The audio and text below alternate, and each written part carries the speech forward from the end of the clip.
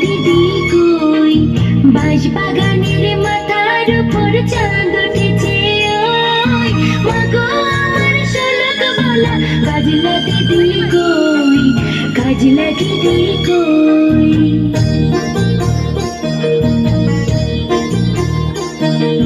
পুকুর ধারে নেবুর তলে